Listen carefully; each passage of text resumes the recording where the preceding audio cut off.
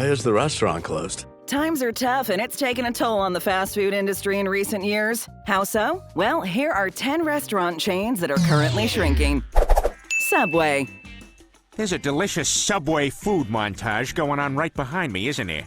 It may not surprise many that Subway is one of the largest restaurant franchises in the U.S. In terms of outlets, the restaurant has almost as many U.S. locations as McDonald's and Starbucks combined. Famous for its $5 footlongs, cheap and quick customizable sandwiches, and surprisingly good cookies, what began as Pete's Super Submarines, Subway has been a part of fast food royalty since its inception in 1965. From pop culture references and showing up on shows such as Community and Chuck as prominent product placements, to a string of less than flattering lawsuits and accusations about the content of its tuna and chicken, the restaurant has surprisingly stood the test of time. However, the tide might be turning on the sandwich giant. Out of business, closed forever, thanks for your years of patronage. While Subway isn't likely to disappear anytime soon, it has been in a steady decline since the height of its popularity, seemingly with locations on every street corner. Since 2016, the cold-cut behemoth has shrunk year over year, shrinking by 22% by the end of 2021. In 2017, the company closed over 800 locations, followed by a further 500 in 2018. It didn't get better when about 1,000 more locations were closed than were opened in 2019, 2020, and 2021. While some of this is clearly due to the global health situation of the past few years, the company was already in decline, spending $25 million on a rebranding campaign in 2018.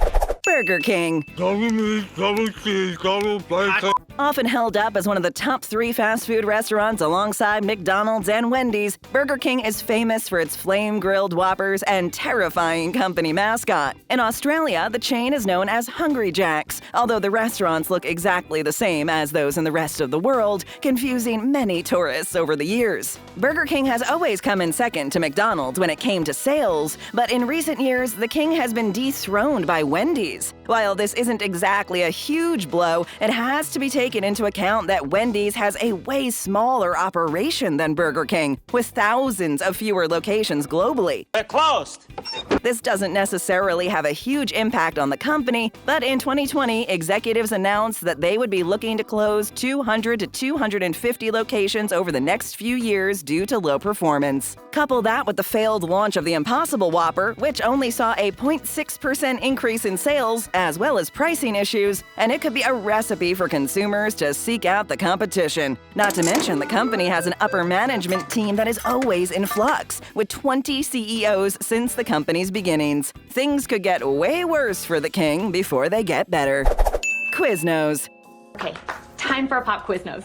The rivalry between Quiznos and sandwich giant Subway has not been a secret. Quiznos' claim to fame was that they toasted their sandwiches, putting them above the competition. Subway quickly retaliated by instituting the same options. The two continued to duke it out over the sub-sandwich market until the recession of 2008 struck a huge blow to Quiznos. What might have been another detriment to the Quiznos cause was their choice of ad campaigns. In 2004, the chain sought to capitalize on the popular internet videos of creator Joel Veitch and used his characters, the Sponge Monkeys, in several ads where they sang songs about the sandwich chain.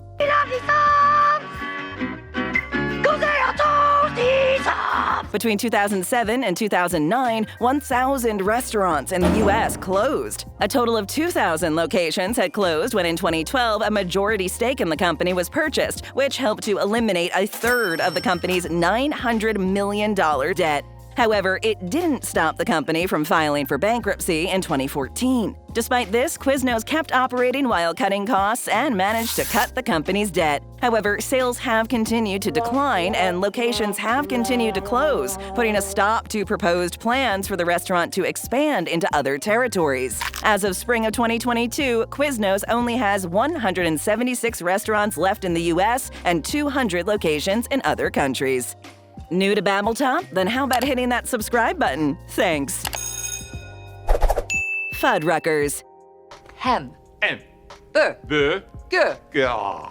Originally founded as Freddy Fuddruckers in 1979, the restaurant chain grew to 150 locations on its reputation for bigger burgers and freshly baked buns. The company went on to change hands to Magic Brands in 1998 and then again in 2010 by Luby's after Magic Brands filed for bankruptcy following the 2008 recession. Fuddruckers was already on shaky ground before the recession, and following the buyout by Luby's, things looked like they were on the rise for the chain. However, it was a short-lived reprieve when Luby's announced that it would be liquidating its assets and all locations would be closing by the end of August 2021. I can't pretend to know what you've been through. Since then, Luby's has been able to enter into a deal with Black Titan Franchise Systems regarding the Fuddruckers franchises, meaning that the remaining Fudds would continue to operate past the planned closing date. As of September 2022, there are 76 remaining Fuddruckers locations in the U.S., with a few restaurants sprinkled throughout Canada and some franchise locations in other countries. While the burger chain has survived plenty of turmoil over the last few decades and has been making a last-ditch effort to increase locations, the writing might be on the wall.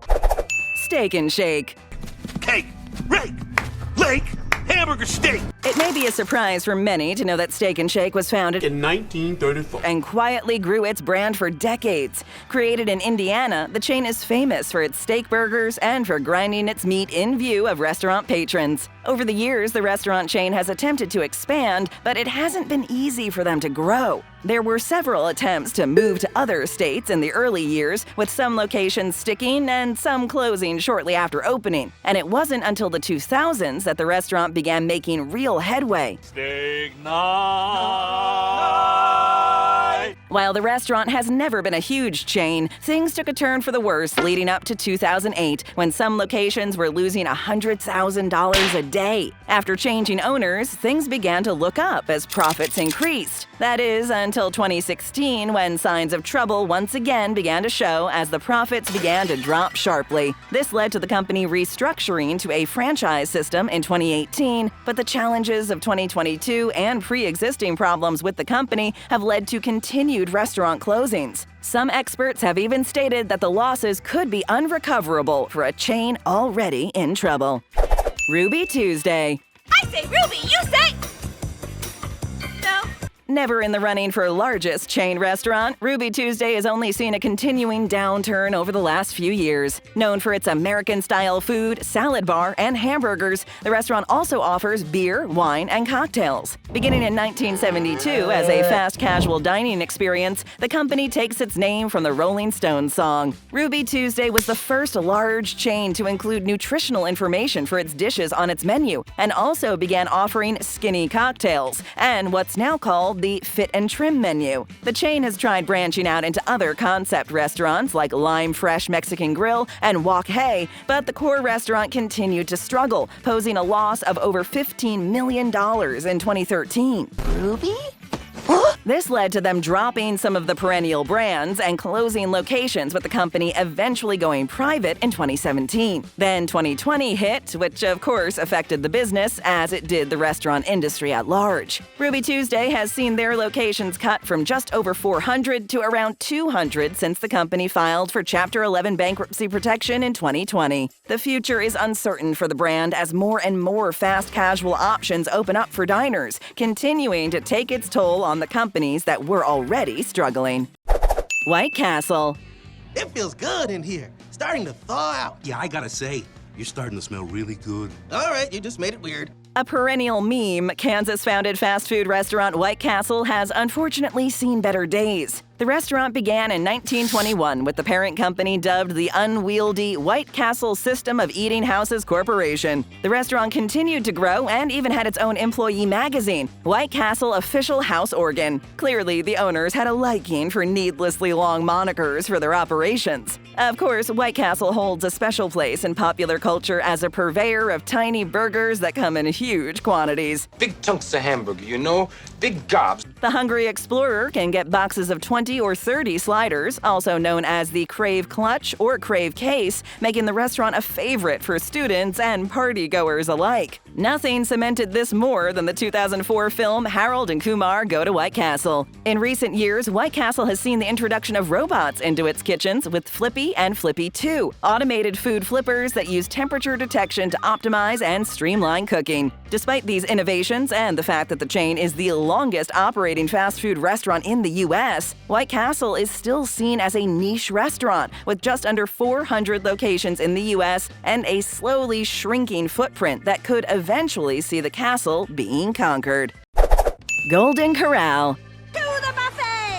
Despite the decline in buffet-style restaurants, Golden Corral was still holding its own as other chains shuttered and shrunk around it. The chain offers all-you-can-eat buffets as well as a grill-style menu. With locations in 43 states, things appeared to be going okay for the company, but the last few years have certainly left its mark on the brand. As a buffet-style restaurant, the pandemic held even larger disruptions for the chain as adhering to health restrictions became a challenge. During this time, locations closed, and upon reopening, many locations offered cafeteria-style dining to keep customers coming in and money flowing. I'm getting fired up for Golden Corral's new fired-up favorite. I'm heading there now! Many locations also began to offer to-go options by partnering with companies like Uber Eats, Grubhub, and DoorDash, giving patrons the option to get anything they want packed up and charged for by the pound. After weathering controversies surrounding the restaurant from a salmonella outbreak in 2003, a norovirus outbreak in 2012, and accusations of improper food storage swiftly following in 2013, the events of 2020 put a considerable dent in the chain. One of the company's largest franchises filed for Chapter 11 bankruptcy protection in 2020, and the brand's footprint has shrunk by 25% since 2018. Boston Market. Did you order original recipe or extra crispy?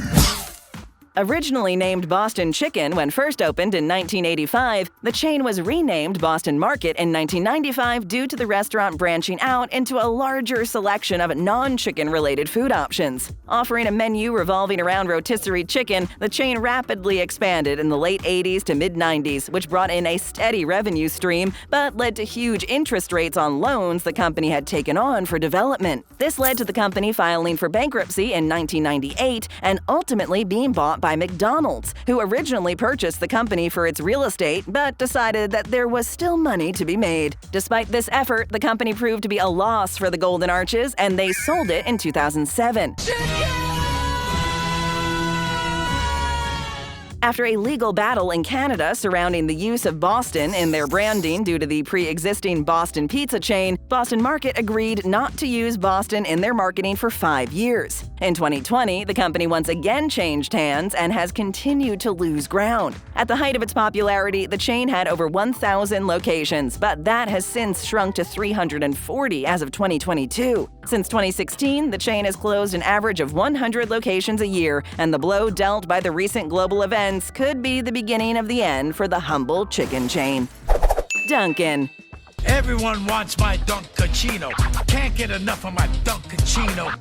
Dunkin' Donuts was fooling no one when they dropped the donuts from their name. The chain has long been a favorite all across the U.S. The chain offers a variety of hot and cold coffees, donuts, baked goods, and hot food options like breakfast sandwiches. Dunkin' can be found in many places across the world, with its largest market in South Korea. The chain has a huge footprint in the U.S. with around 8,500 locations at home and a further 3,000 internationally. While it's clear the chain is still doing well, the last few years have seen a drop in sales of 20%, leading to 800 locations closing in 2020, with a further 100 closing in 2022. While this seems like a drop in the ocean for such a large chain, if the decline in sales continues, it could lead to further closures. How do you screw up a donut? Of course, Dunkin' has also had its fair share of controversies. A website where patrons and employees could air their grievances appeared in 1997, coming up in search results even ahead of the company's official site. Between 2006 and 2008, the company sued 154 of its franchisees. There have been marketing failures and accusations of racism after a poster in Thailand used blackface while advertising chocolate donuts. All of this, plus a decline in sales, could potentially see the eventual downfall of the Dunkachino. Order up more great videos. Just tap or click and hit that subscribe button and ring that bell to join our notification squad.